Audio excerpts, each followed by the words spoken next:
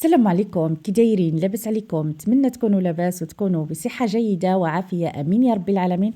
اللهم صل وسلم وبارك على سيدنا وحبيبنا المصطفى عليه افضل الصلاة والسلام. هاد النهار غادي نحضر معكم حلوة اقتصادية وسهلة في التحضير، حلوة الطبع. نتمنى تعجبكم ونكون على الحسن الظن ديالكم. تشاركوا في القناة وتفعلوا الجرس باش يوصلكم كل جديد. بسم الله على بركة الله. في القصرية أول حاجة غادي نسبقها قبل ما نخدم معكم الحلوة هي الملحة. غادي نحتاج أيضا 3 حبات ديال البيض.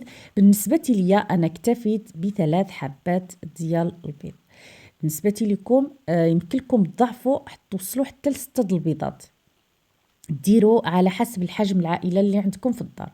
أنا اكتفيت ب3 بيضات، يعني اكتفيت بهذا المقدار. وأيضا غادي نحتاج السكر 100 غرام، ما يعادل 5 ملاعق كبار ديال السكر، وايضا كيس ديال السكر الباني. بالنسبه لهاد المقادير كما قلت لكم انا اكتفيت بهذا المقدار. الا درتو 6 البيضات يمكن لكم السكر ديروا 200 غرام ديال السكر، ما يعادل 10 المعالق ديال السكر. غادي نخلط مزيان، ضروري تخلطوا مزيان حتى تحسوا باللي السكر تجانس مع البيض، يعني ذاب. بالنسبه لهاد المرحله كنت غير كنسرع الفيديو باش ما يجيكمش طويل. راه خلطت مزيان مزيان. ضروري هاد المرحله حتى تحسوا باللي السكر تجانس مع البيض وذاب. وغادي نضيف بعد ما خلطت مزيان نضيف الزيت، نفس الكاس اللي عبرت منه الزيت، عفوا اللي عبرت منه السكر نعبر منه الزيت. كما كتشوفوا كما قلت لكم الا درتوا 6 البيضات ضعفوا المكونات، ضعفوا المقادير ديال السكر وديال الزيت.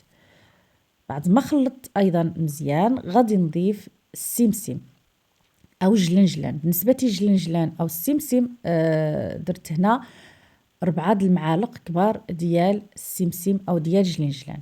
صدقوني نتمنى تضيفوا هذه غير اضافه.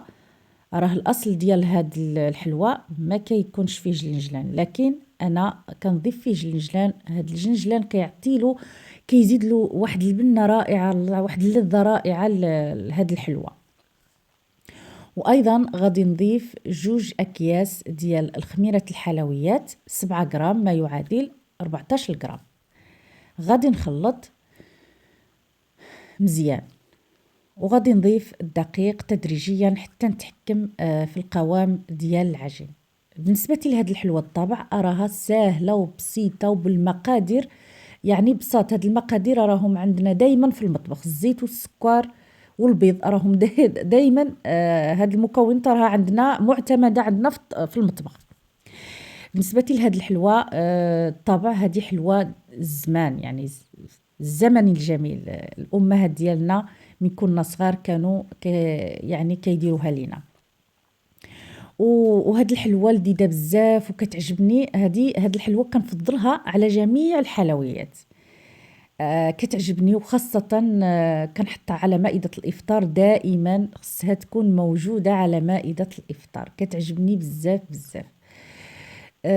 وسهلة واقتصادية كما قلت لكم. راه المكونات ما فيهاش بزاف، غير السمسم. الأصل ديال هاد الحلوى ديال الطبع ما كنكونش فيها السمسم، لكن يمكن لكم تضيفوا فيها السمسم، تضيفوا فيها حب الحلاوة، يعني أي حاجة كتعجبكم. بالنسبة ليا أنا ضفت هنا جلنجلان أو السمسم، وصدقوني نتمنى تضيفوه، كيضيف واحد البنة رائعة رائعة لهاد الحلوى ديال الطابع. ويمكن لكم إلا ما عندكمش السمسم بلا أو جلنجلان بلا ما ديروه، ماشي ضروري، غير هادي غير إضافة وصافي. بعد ما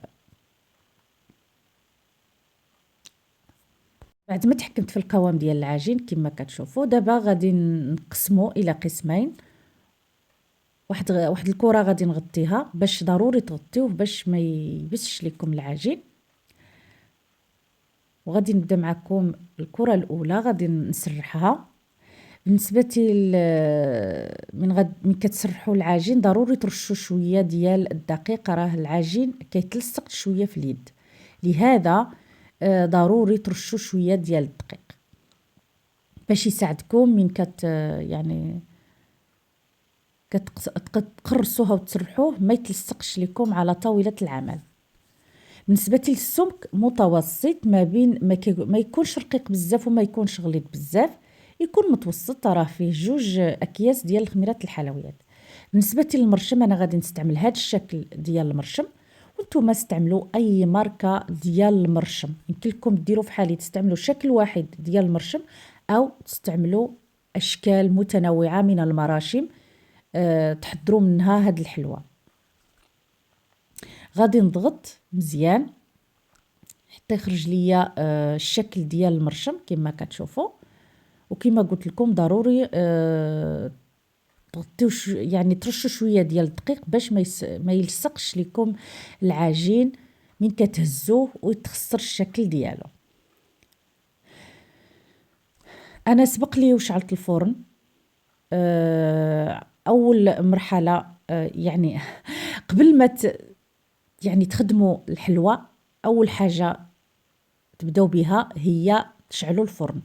انا شعلت الفرن على درجه الحراره ماكسيموم، يعني درجه الحراره تكون مرتفعه في الاول، لكن من غادي ندخل الصينيه الفرن باش تطيب ليا الحلوى، قبل ما ندخلها نقص الحراره الى 180 درجه حتى ل 150 درجه من الفوق ومن التحت. في الاول الدرجه تكون مرتفعه باش يسخن الفران مزيان. ضروري الفرن يكون درجه الحراره ديالو مرتفعه في الاول باش يسخن لكم مزيان.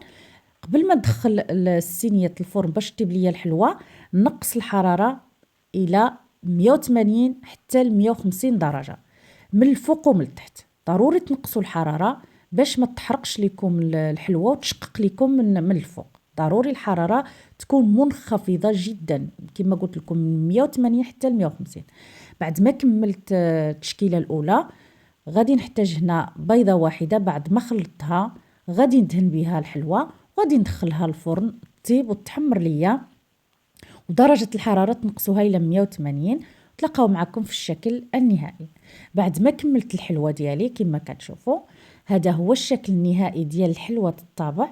نتمنى تعجبكم، كتجي رائعه جدا جدا واقتصاديه في المقادير. نتمنى تجربوها وجات روعه روعه روعه في المذاق. كما قلت لكم انا هاد الحلوى عندي مفضله عندي من جميع الحلويات. كتجي هشيشه بزاف ورائعه رائعه في المذاق. نتمنى هذا الفيديو تشاركوه مع الاسره ديالكم والاحباب ديالكم والاصدقاء ديالكم باش تعم الفائده على الجميع. شكرا على حسن المتابعه والى اللقاء.